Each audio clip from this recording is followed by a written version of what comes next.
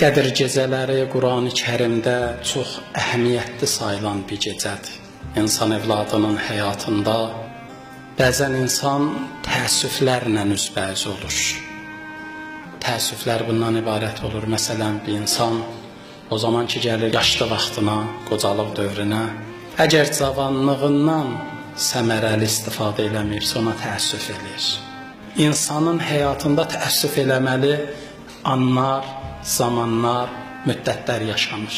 Amma bu təəssüflərin qədəri o itkilərin qədəri ilə tənzimlənir.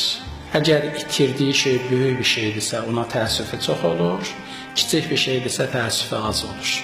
Amma bəzi şeylər var bizim həyatımızda, bəlkə də biz onu itiririk, amma təəssüf də eləmirik.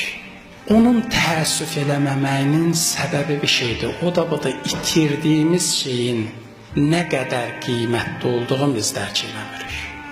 Məsələn, əgər bir dənə ləli cəvahiri, bir dürri tanımayan bir adam, bir dənə körpəni nəzərdə tutur, dünyanın ən böyük və ən bahalı cəvahirin o körpəyə verəsən, 2 dəqiqədən sonra körpə onu atar zibildiyəmi, quyuyamı, kanalizasiyamı. Sonra gələsən, baxasan o uşağın əhvalına görəcəksən, qətiyyən bu uşaqda təəssüf hissi yoxdur.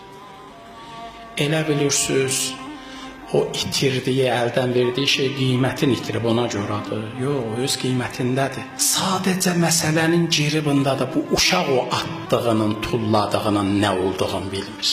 Baxın, Qədir gecələrinin barəsində Allah Peyğəmbərlə danışanda bu sözü deyir. Deyir, və ma ədrakə ma leylətül qədr. Sən hardan biləsən Qədir gecəsi nədir? Buna Allah kimə deyir? Peyğəmbərə. Əgər Qədir gecəsinin mahiyyəti Peyğəmbərə belə Allah aydınlaşdırmamış, məchul bir məsələdir, dəyəri Allahın ona bəyan eləməmiş, o qədərindəki lazımdır, Peyğəmbərin məlumat tapa bilmir. Biz yazıq bəndələr hardan belə Qədir gecəsinədir? Amma bu qədər ucundan, qulağından bizə deyiblər Qədir gecəsi müqəddəratuzun əlli olduğu gecədir. Qədir gecəsi bir dənə insanın həyatına bəxş olunmuş ağ vərəqdir. Ağ vərəq yəni nə? Baxın, biz insanlara deyiblər, siz dünyaya gəlirsiniz, bir neçə il həddi buluğa çatırsınız, o zamanında siz güzəştlisiniz. Elə ki, həddi buluğa çatdınız, ondan sonra siz üçün yazılır. Elədiyiniz hər bir əməl yazılır. Mürtəkib olduğunuz hər bir günah yazılır. Və bu günahlar listi, dəftəri, Məlik-i müqtədir olan Pərverdigarın huzurunda qorunur. Amma bizim həyatımızda bəzən mütəallah rəhmətin biraz da genişləndirir. Necə? Qədir gecəsi kimi. Qədir gecəsində sanki Allah bəndələrinə deyir, bu gecə mənim sizin haqqınızda rəhmət paketimin, rəhmət təkliflərimin açılış gecəsidir. Neyin? Allah şərtlərin özü önə qoyur. Deyir, mən sizi bağışlayacağam, mən sizi əfv eləyəcəm. Sizdən varlıqda kimin nə məlumatı var, hamısını siləcəm. Yəni mələklər, axirət dünyasında o kitablar belə, görən mələklər belə, hətta peyğəmbərlərin yaddaşın belə sizin mövridinizdə siləcəm. Bir dənə səndən istəyim var.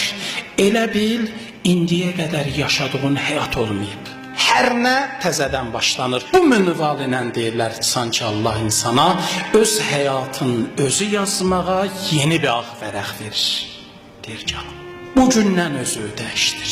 Əgər sən bugündən belə biz deyən kimi yaşasın, bizim sənə verdiyimiz vədələrə inan, bizim səni bağışlayacağımıza inan. Hədisdə var.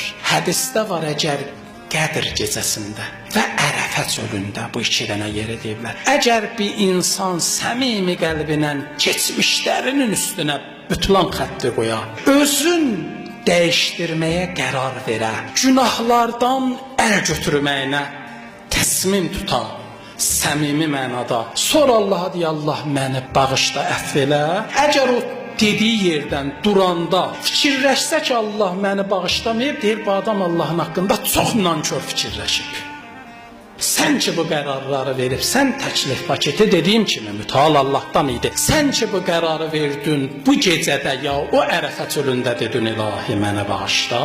Ayağa duranda bu qərarla dur ayağa ki Allah da bağışladı üçün təklif ondan gəlmişdi. Ondan sonra da çalış gün ixtiyarıva verilən ağ vərəqə başqa ləkələr salma. Qədir gecələrinin qədrin bilək. Bu gecələrdə mütəal Allahla əhd peyman eləyək, razı niyaz eləyək və keçsən həyat tərzimizdən əl götürək, haramdan halala, günahdan təqvaya və çirkin əməllərdən paçlıqlara tərəf hicrət eləyək və Allahdan istəyirəm bu yolda cümləmizə yardımcı olsun.